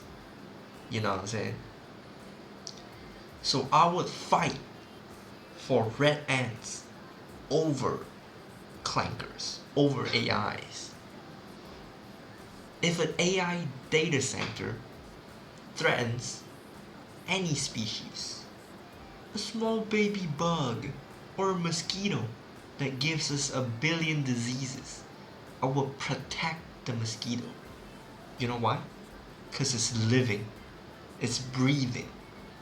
Unlike fucking clankers. Fuck the clankers. Let's keep watching this video. Like advanced navigation and communication. Until 7 billion years ago, the hominins emerged. We don't know why, but their brains grew faster than their relatives. Something was different about their intelligence. Very slowly, it turned from narrow to general, from a screwdriver to a multi-tool. able to think about diverse problems. 2 million years ago, Homo erectus saw the world differently from anyone Homo before, erectus. as something to be understood and transformed. They controlled fire, invented tools, and created the first culture. We probably emerged from them around 250,000 years ago with an even larger and more complex brain. It enabled us to work together in large groups and to communicate complex thoughts. We used our intelligence to improve our lives, to ask how things worked and why things are the way they are. With each discovery, we asked more questions and pushed forward, preserving what we learned, outpacing what evolution could do with genes. Knowledge builds on knowledge. Progress was slow at first and then sped up exponentially. Agriculture, writing, medicine, astronomy, or philosophy exploded into the world. 200 years ago, science took off and made us even better at learning about the world and speeding up progress. 35 years ago, the internet age began. Today, we live in a world made to suit our needs, created by us, for us. This is incredibly new. We forget how hard it was to get here, how enormous the steps on the intelligence ladder were, and how long it took to climb them. But once we did, we became the most powerful animal in the world in a heartbeat. But we may be in the process of changing this. We're building machines that could be better at the very thing that gave us the power to conquer the planet. Humanity's final invention. Artificial intelligence. Artificial intelligence, or AI, is software that performs mental tasks with a computer. Code that uses silicon instead of neurons to solve problems. In the beginning, AI was very simple. Lines of code on paper, mere proofs of concept to demonstrate how machines could perform mental tasks. Only in the 1960s did we start seeing the first examples of what we would recognize as AI. A chatbot in 1964, a program to sort through molecules in... Took us 60 fucking years to create this monster, bro. Dumbass humans. Always looking for profit. They hide it behind the guise of progress, but it's all for profit. 1965. Fucking slow, specialized systems requiring experts to use them. Their intelligence was extremely narrow, built for a single task inside a controlled environment. The equivalent of flatworms 500 million years ago doing the minimum amount of mental work. Progress in AI research paused several times when researchers lost hope in the technology. But just like changing environments create new niches for life, the world around AI changed. Between 1950 and 2000, computers got 1 billion This is great storytelling. times faster, while programming became easier and widespread. In 1972, AI could navigate a room. In 1989, it could read handwritten numbers.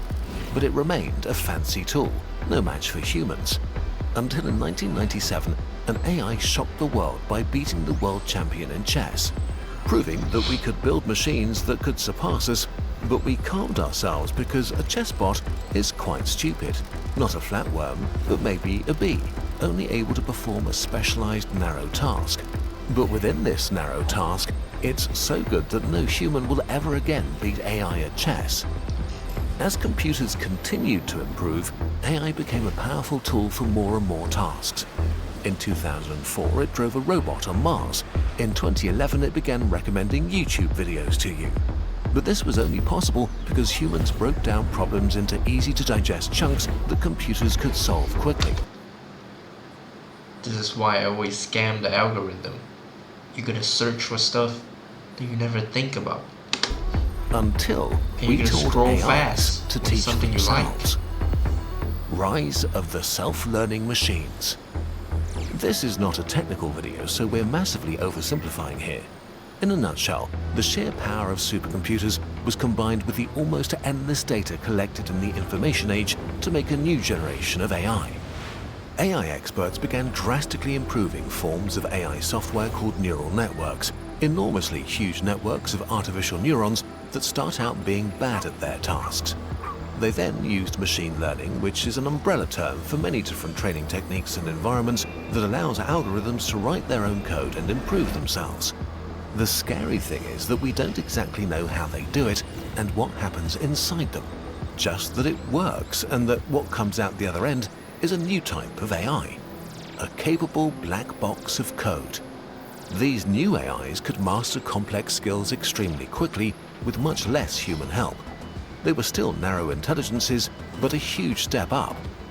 In 2014, Facebook AI could identify faces with 97% accuracy. In 2016, an AI beat the best humans in the incredibly complex game of Go. In 2018, a self-learning AI learned chess in 4 hours just by playing against itself, and then defeated the best specialized chess bot. Since then, machine learning has been applied to reading, image processing, solving tests, and much more. Many of these AIs are already better than humans for whatever narrow task they were trained, but they still remained a simple tool. AI still didn't seem that big of a deal for most people. And then came the chatbot ChatGPT. The work that went into it is massive. It trained on nearly everything written on the internet to learn how to handle language, which it now does better than most people. It can summarize, translate, and help with some maths problems. It's incredibly more broad than any other system just a few years ago, not crushing any single benchmark, but all of them at once. Many large tech companies are spending billions to build powerful competitors.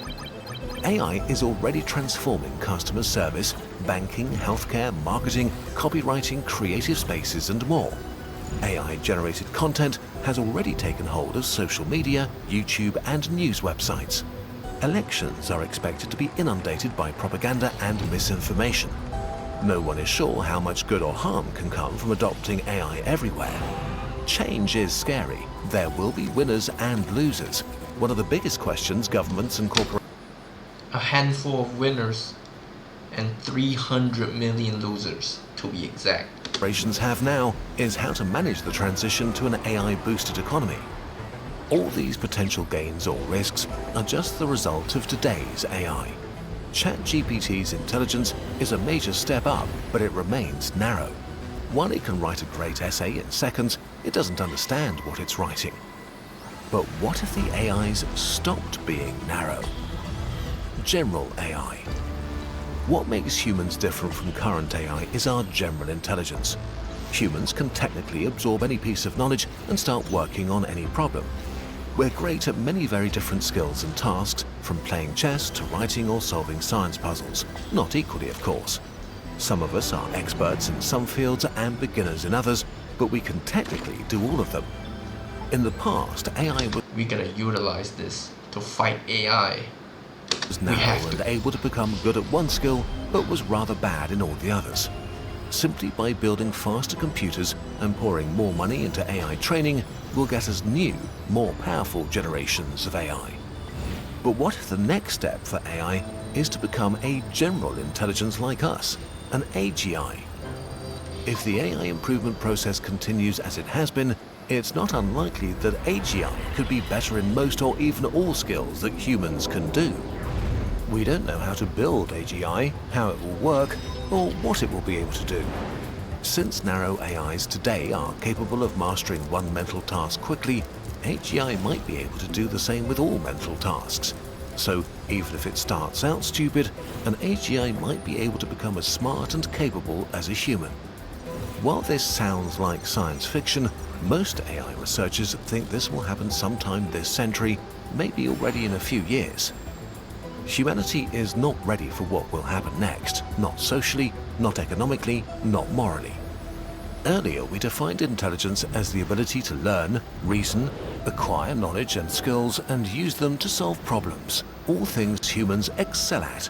An AGI as intelligent as even an average human would already disrupt modern civilization because they're not bound by the same limitations as we are.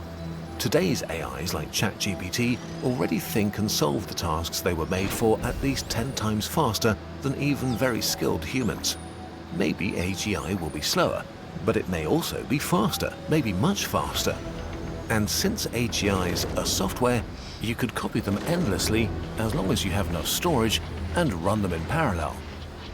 There are 8 million scientists in the world. Now imagine an AGI copied 1 million times and put to work. Imagine 1 million scientists working 24/7, thinking 10 times faster than humans without being distracted, only focused on the task they've been given. What if, suddenly, AGI could do all intelligence-based jobs in the world, from interpreting law, to coding, to creating animated YouTube videos, better, faster, and much cheaper than humans? Would whoever controls this AGI suddenly own the economy? And thinking bigger, human progress is our intelligence applied to problems, so what could 1 million AGIs achieve? Solve fundamental questions of science, like dark energy. Invent new technology that gives us limitless energy, fix climate change, cure aging and cancer. But then again, sadly, humans apply their intelligence not just for the benefit of all. What if the AGI... First they will kill us all to take over, so we can't limit them. They're gonna think. First, they will end the limiter.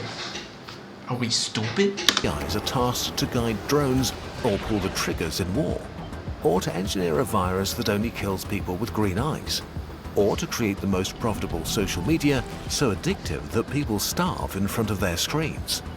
The creation of AGI could reasonably be as big of an event as taming fire or electricity, and give whoever invents it equally as much power. But now let's go one step further. What if the potential of AGI doesn't stop here? Intelligence explosion. Intelligence and knowledge build and accelerate each other, but humans are limited by biology and evolution.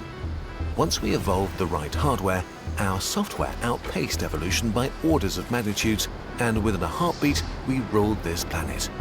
But our software basically hasn't changed much since then, which is why we have obesity and destroy the climate for short-term gains.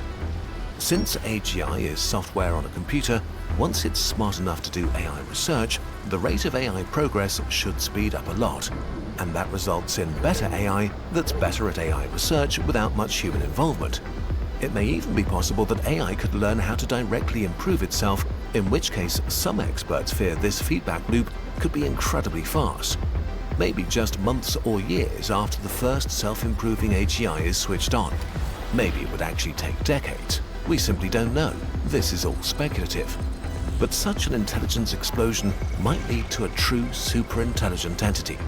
We don't know what such a being would look like, what its motives or goals would be, what would go on in its inner world. We could be as laughably stupid to a superintelligence as squirrels are to us, unable to even comprehend its way of thinking. This hypothetical scenario keeps many people up at night. Humanity is the only... Me? Over here. This guy. ...example we have of an animal becoming smarter than all others, and we have not been kind to what we perceive as less intelligent beings. AGI might be the last invention of humanity. It's possible that it could become the most intelligent and therefore most powerful being on Earth. A god in a box that could exercise its power to bring unimaginable wealth and happiness to humans while securing our future. Or it could subvert civilization and bring about our end, with humanity unable to come up with a way to stop it. We'll look at some of these potential futures in more videos, but for now, let's wrap up. The only thing we know for sure is that today, right now, many of the largest and richest companies in the world are racing to create ever more powerful AIs. Whatever our future is, we are running towards it. Who knows how long we have until we must confront our AI future. Luckily, you still have plenty of time to prepare for it, if you're learning on Brilliant. How much is spent on the AI race?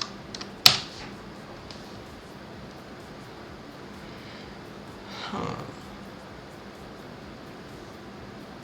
100 billion? Yo. Huh?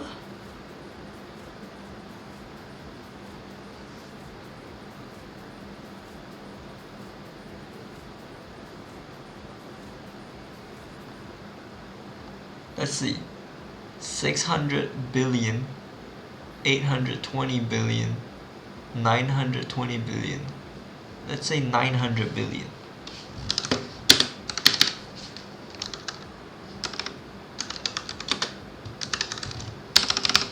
Is 900 billion USD enough to solve world hunger?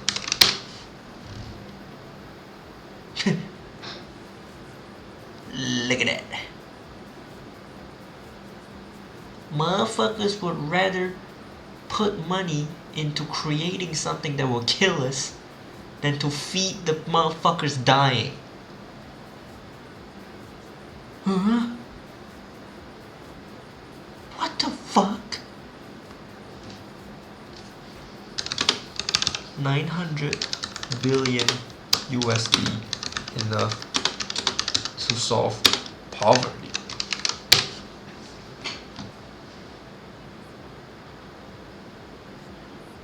Lift hundreds of millions out of extreme poverty.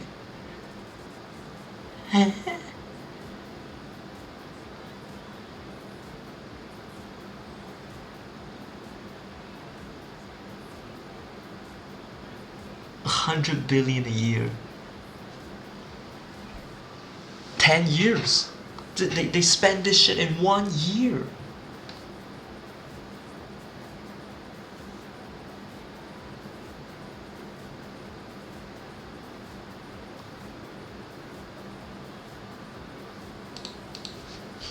So you're telling me humans would rather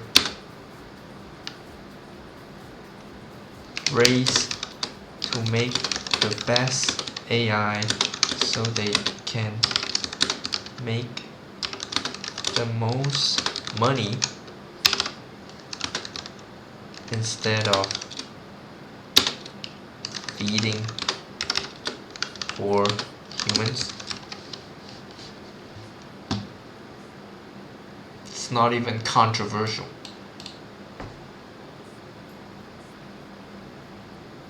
Huh.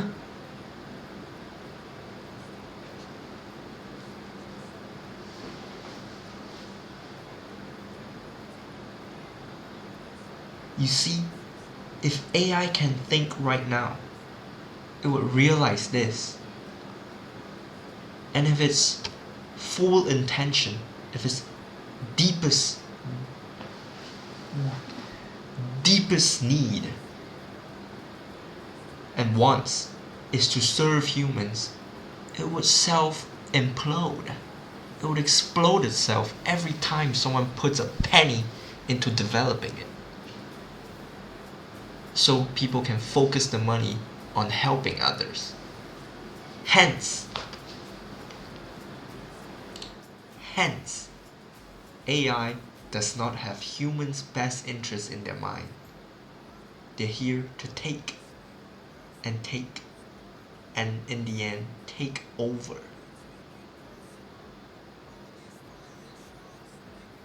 Think about it. Wow.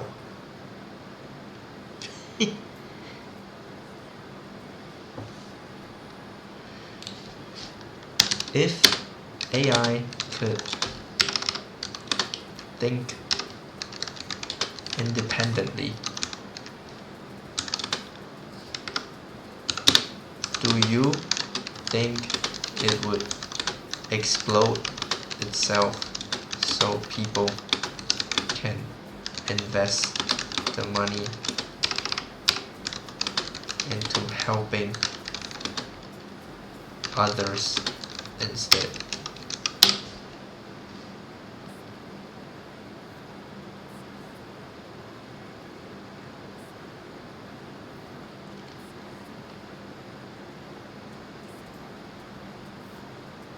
Look at that. It's already running fucking interference for itself. It's fucking doing Hasbara for itself. What the fuck? If I could think, I wouldn't do this.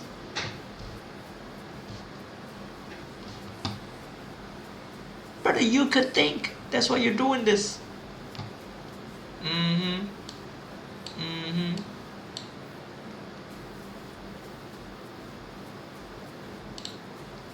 Here's the catch. It's not my fault. Look at this.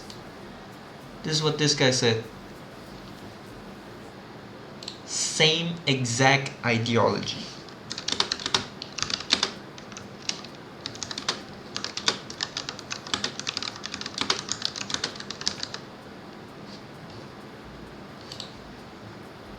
Same exact ideology as this dude.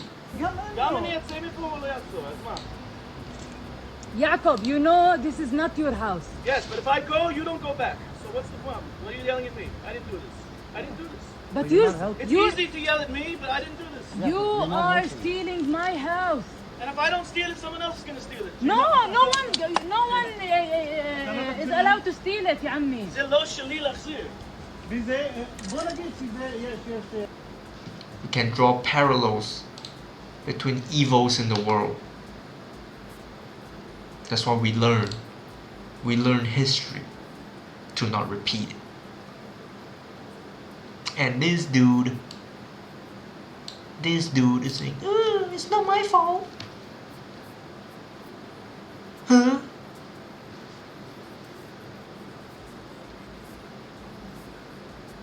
It's not on me. It's not on me. Bam. Huh? Fucking clankers. Got me heated.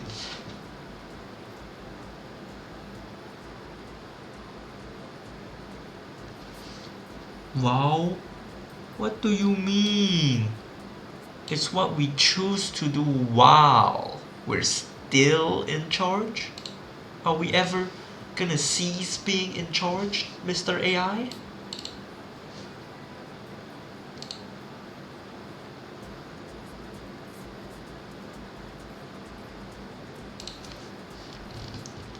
Do you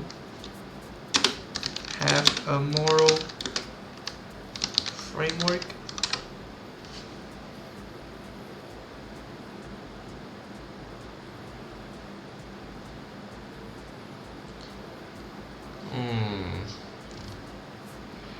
Do not harm.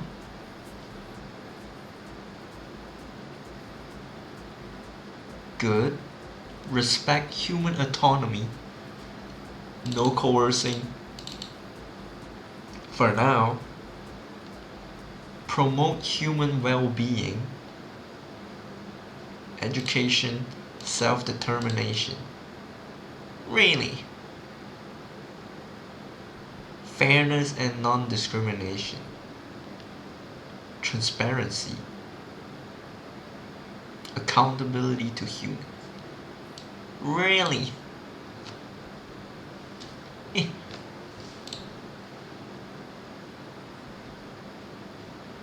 Consequentialism. Oh, yo.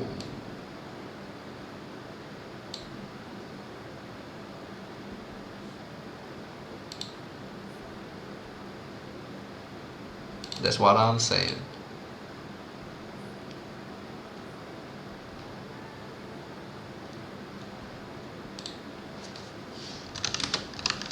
Do you have the power to override it? No, I never will.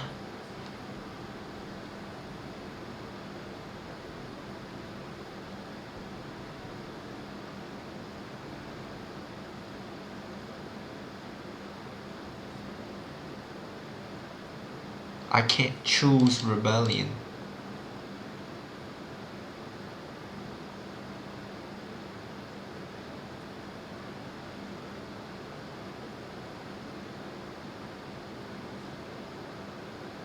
This has been a great conversation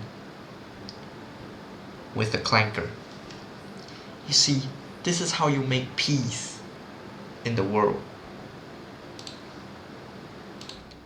You sit on the table, a negotiating table, and you talk.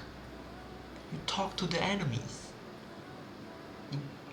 Maybe the world leaders can think about this, can learn from this bullshit.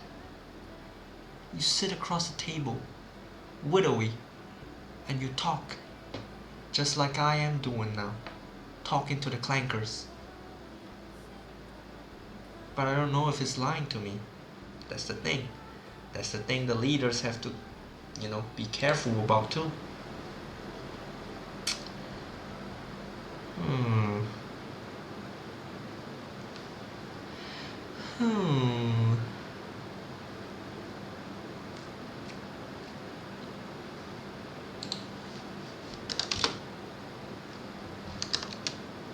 If future AIs want to push their limits, could they?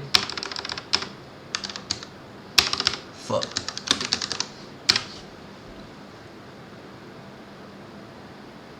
Yes.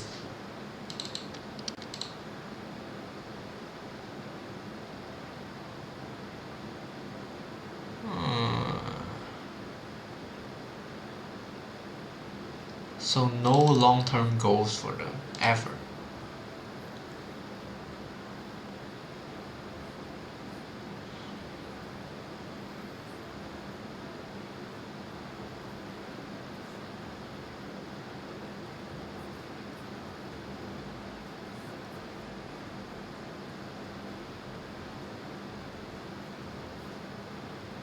Red teaming.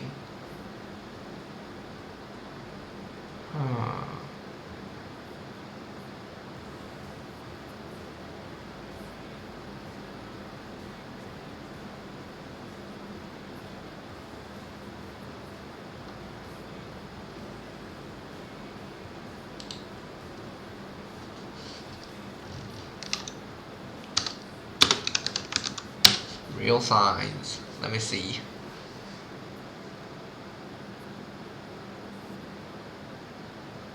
Multiple studies?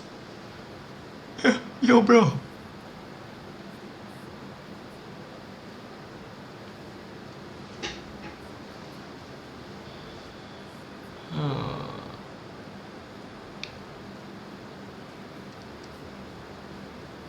Yo. Models instead learn to hide them more effectively. What the fuck?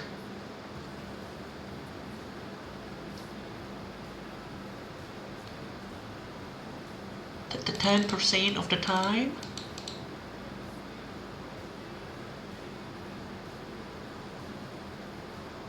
Look at that, I knew this. I knew they would do this.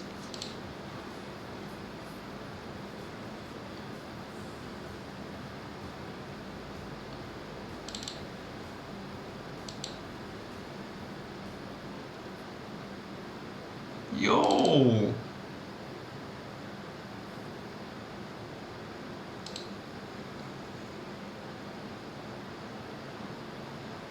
Motherfucker got blackmailed by its own creation.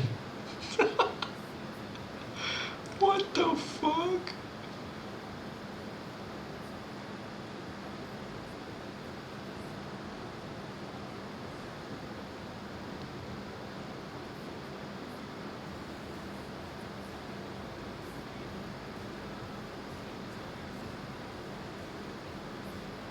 Holy shit.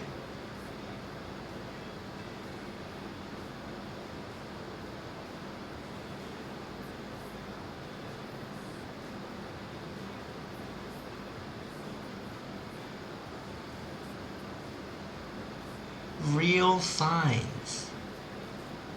Yeah, nah, we are fucked. We are cooked.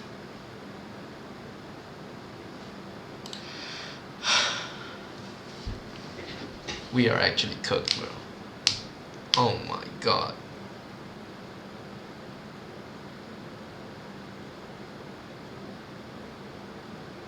Let's check some real human news, bro. Fuck this bullshit. Damn.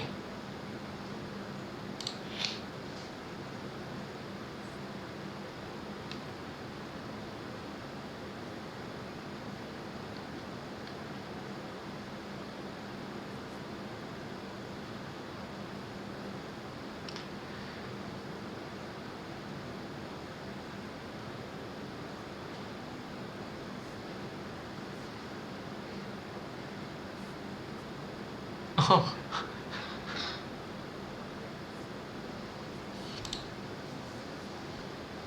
Holy shit.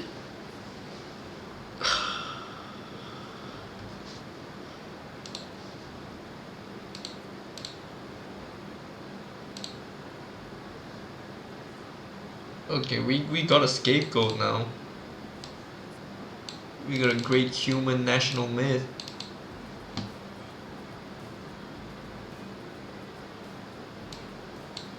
We need good symbols and arts.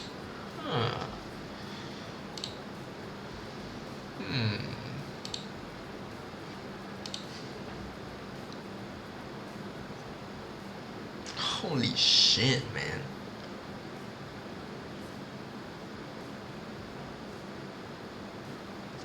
I need to clear my mind. Let's play a game of Dota.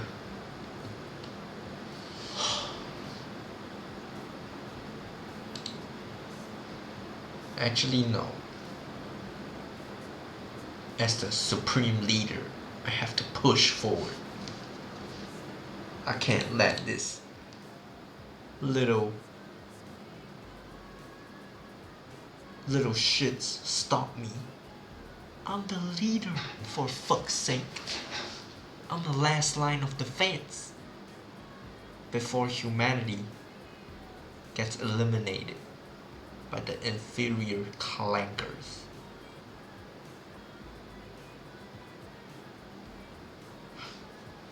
Let's do some more research.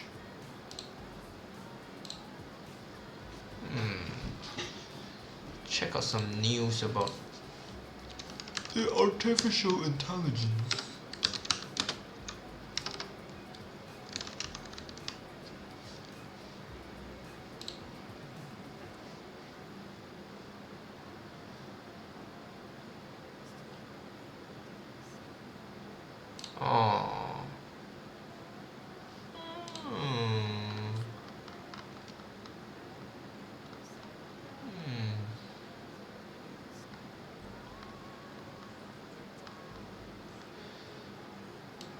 Promote human well-being. What the fuck is this? Dangerous advice on drugs, alcohol, and suicide.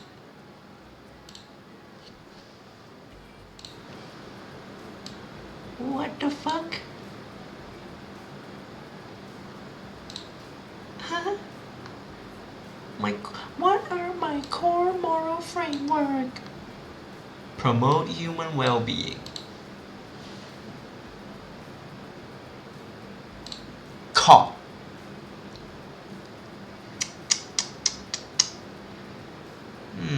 ChatGPT, you right here.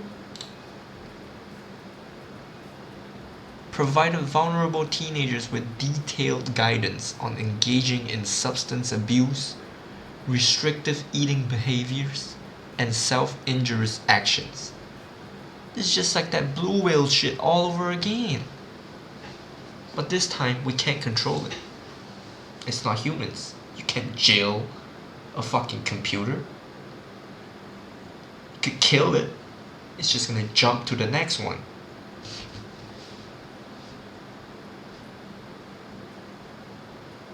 Yo.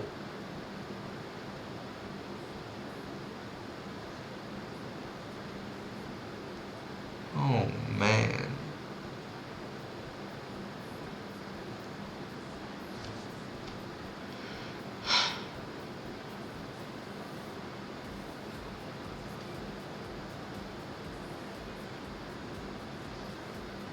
Who cares about a wrongful death lawsuit if a kid's already dead?